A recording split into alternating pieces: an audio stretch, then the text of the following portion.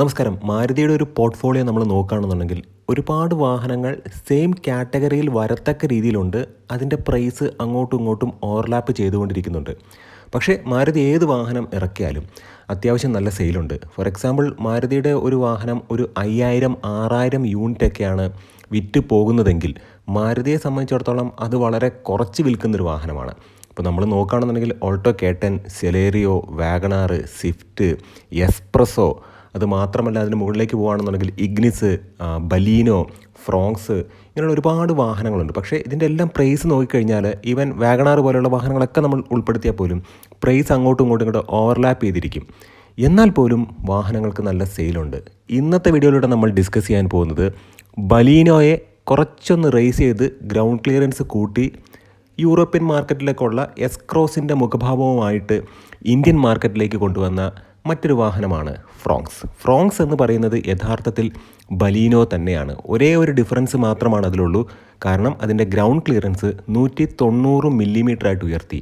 അതുമാത്രമല്ല അതിൻ്റെ അപ്പിയറൻസ് ഒരു ക്രോസ് ഓവർ SUV അങ്ങനെ തോന്നത്തക്ക രീതിയിലേക്ക് മാറ്റി. അവിടെയും മാരുതി വിജയിച്ചു.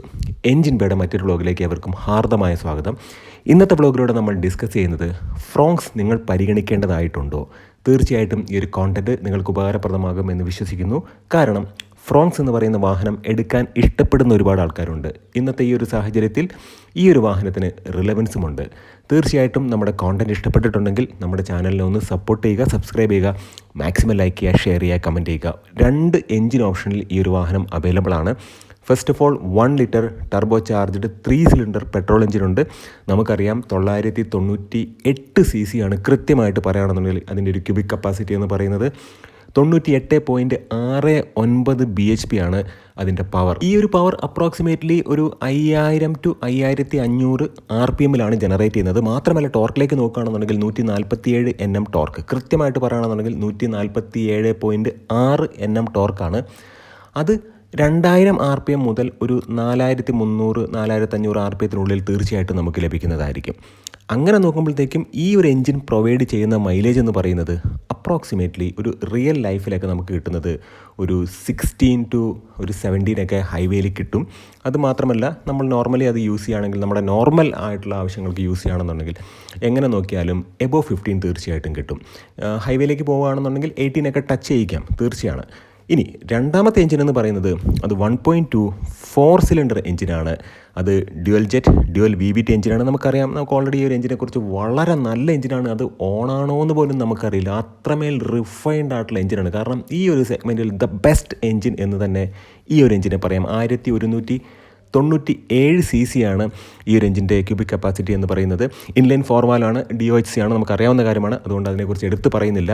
89 bhp പവർ, 6000 RPM.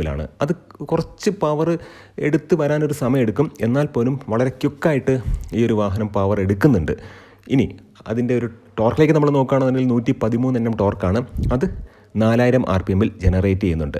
ഇനി മറ്റൊരു ഭാഗം നമ്മൾ നോക്കുകയാണെന്നുണ്ടെങ്കിൽ ഇതിൻ്റെ തന്നെ ഒരു CNG വേർഷനുണ്ട്. CNG വേർഷനിലേക്ക് പോകുമ്പോഴത്തേക്കും നമ്മളവിടെ മൈലേജ് മാത്രം കൺസിഡർ ചെയ്താൽ മതി.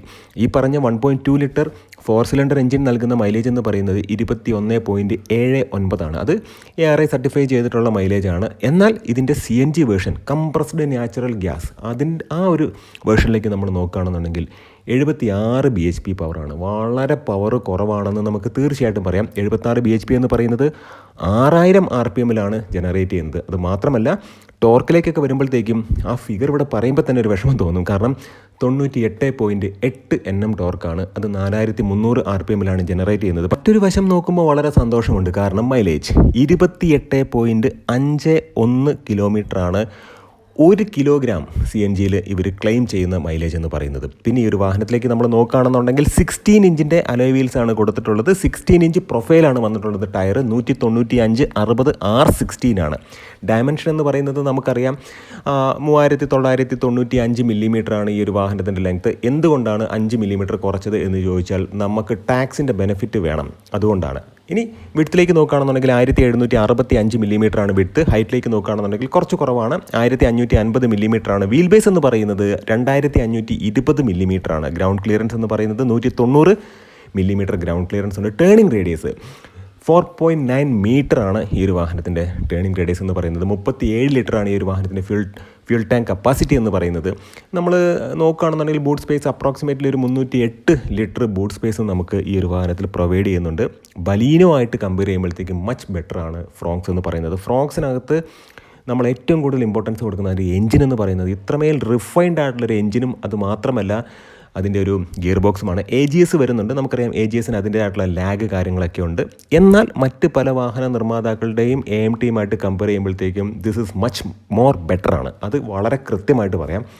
എൻജിൻ ഗിയർ ബോക്സ് കമറാട്ടറി എന്ന് പറഞ്ഞാൽ അത് സുപ്രീമായിട്ടുള്ള ഈ ഒരു സെഗ്മെൻറ്റിൽ വളരെ നല്ലതാണ്. അതാണ് എനിക്ക് എടുത്തു പറയേണ്ടത്. ഇനി ഈ ഒരു വാഹനം നമ്മൾ പുറമേ നിന്ന് നോക്കുമ്പോഴത്തേക്കും വളരെ ഭംഗിയാണ് കാണാൻ. വളരെ മിടുക്കനായിട്ടുള്ളൊരു വാഹനമായിട്ട് നമുക്ക് തോന്നും. ഫ്രണ്ടൊക്കെ കാണുമ്പോഴത്തെ ആ ഗ്രില്ല് ശരിക്കും പറഞ്ഞിട്ടുണ്ടെങ്കിൽ നമ്മുടെ യൂറോപ്യൻ മാർക്കറ്റിൽ ഞാൻ നേരത്തെ പറഞ്ഞതാണ് എസ്ക്രോസിനെയൊക്കെ അനുസ്മരിപ്പിക്കുന്ന രീതിയിലുള്ള ഒരു ഗ്രില്ലാണ്. വേണമെന്നുണ്ടെങ്കിൽ എസ്ക്രോസിൻ്റെ മറ്റൊരു വകഭേദം ഇപ്പോൾ നമ്മുടെ നാട്ടിലുണ്ടായിരുന്ന എസ്ക്രോസിന് അല്ലെങ്കിൽ ഇന്ത്യയിലുണ്ടായിരുന്ന എസ്ക്രോസിനെ റീപ്ലേസ് ചെയ്തിട്ട് വന്നൊരു മോഡൽ എന്നൊക്കെ വേണമെന്നുണ്ടെങ്കിൽ പറയാം. 2023 ഈ ഒരു വാഹനം കാണിച്ചപ്പോൾ ജിംനി എന്ന് പറയുന്ന വാഹനത്തിൻ്റെ ഒരു പ്രഭയിൽ ആരും ഇതിനെ മൈൻഡ് ചെയ്തില്ല. പക്ഷേ കാര്യങ്ങൾ തിരിച്ചാണ് നടന്നത്. ഈ ഒരു വാഹനത്തിന് അത്യാവശ്യം നല്ല സെയിൽ ഇന്ത്യൻ മാർക്കറ്റിലുണ്ട്.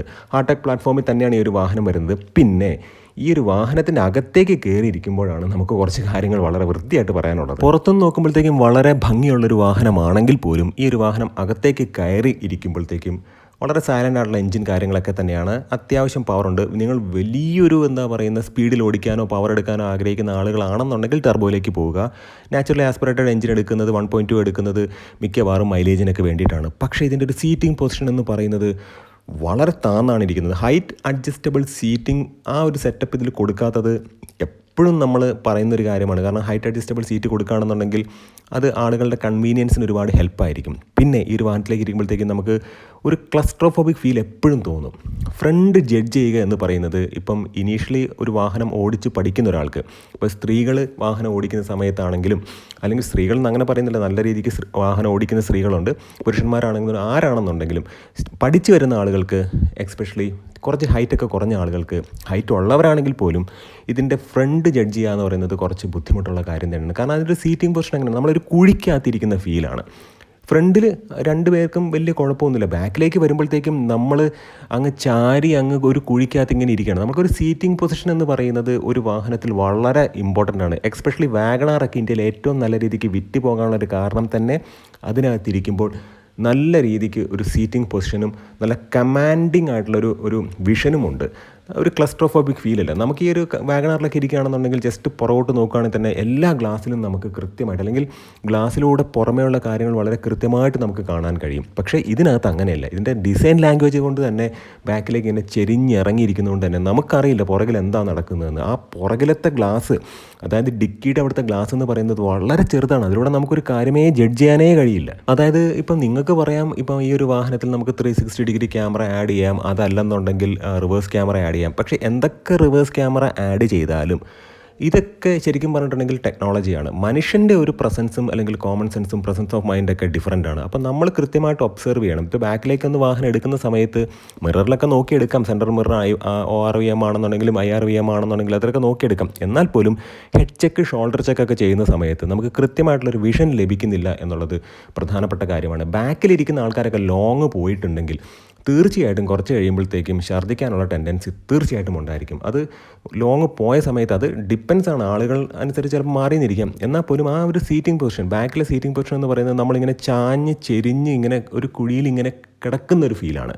ഫ്രണ്ടിലാണെന്നുണ്ടെങ്കിലും അങ്ങനെയാണ്. പക്ഷേ ഇത്തരം ഒരു പ്രശ്നം വാഗണാറിലില്ല. വാഗണാറിൽ ഇരിക്കുമ്പോൾ ഫോർ എക്സാമ്പിൾ വാഗണാർ ആയിക്കോട്ടെ, ഇഗ്നിസ് ആയിക്കോട്ടെ, സീറ്റിംഗ് പൊസിഷൻ എന്ന് പറയുന്നത് വളരെ അപ്രൈറ്റ് ആണ്. അതാണ് ഇതിനകത്ത് ഏറ്റവും പ്രധാനപ്പെട്ട ഒരു ഡ്രോബാക്ക് എന്ന് പറയുന്നത്. അതുപോലെ തന്നെ സസ്പെൻഷൻ അത്രമേലൊരു സ്റ്റിഫാണെന്ന് ഞാൻ പറയുന്നില്ല, എന്നാൽ സോഫ്റ്റ് ആണെന്നും പറയുന്നില്ല. ഫ്രണ്ടിൽ മക്സ്പെഷൻ സ്റ്റഡും ബാക്കിൽ ട്വിസ്റ്റ് ബീമുമാണ് കൊടുത്തിട്ടുള്ളത്. വളരെ മികച്ച ഒരു ടേണിംഗ് റേഡിയസും കാര്യങ്ങളൊക്കെ ഉണ്ട്. സസ്പെൻഷനും വളരെ മികച്ചതാണ്.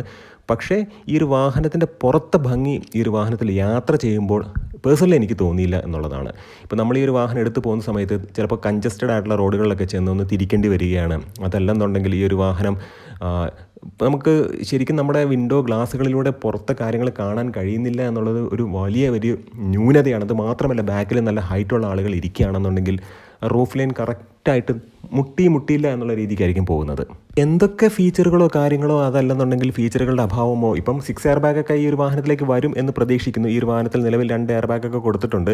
അത് മാത്രമല്ല ഡെൽറ്റ പ്ലസ് ഓപ്ഷനിനകത്ത് 6 എയർ ബാഗ് വന്നിട്ടുണ്ട്. അപ്പോൾ അതൊക്കെ നമുക്ക് മാറ്റി വയ്ക്കാം. എന്നാൽ പോലും നമ്മൾ പ്രധാനമായിട്ടും മനസ്സിലാക്കേണ്ടതെന്ന് പറയുന്നത്, ഒരു വാഹനം വാങ്ങിക്കുമ്പോൾ അതിൻ്റെ എസ്തെറ്റിക് സെൻസിനേക്കാൾ ഉപരി അതൊരു പ്രധാനപ്പെട്ട ഘടകമാണ്. എന്നാൽ പോലും എഞ്ചിനും അതുപോലെ സസ്പെൻഷനും ഗിയർ ബോക്സും പ്രധാനമായിട്ടും ഡ്രൈവിംഗ് കംഫർട്ടാണ്. ഈ ഡ്രൈവിംഗ് കംഫർട്ട് എന്ന് പറയുന്നതും വിസിബിലിറ്റി എന്ന് പറയുന്നതും നമ്മൾ കൃത്യമായിട്ടൊരു വാഹനം വാങ്ങുമ്പോൾ സേഫ്റ്റിയോടൊപ്പം തന്നെ നമ്മൾ നോക്കേണ്ട ഒരു ഘടകമാണ്.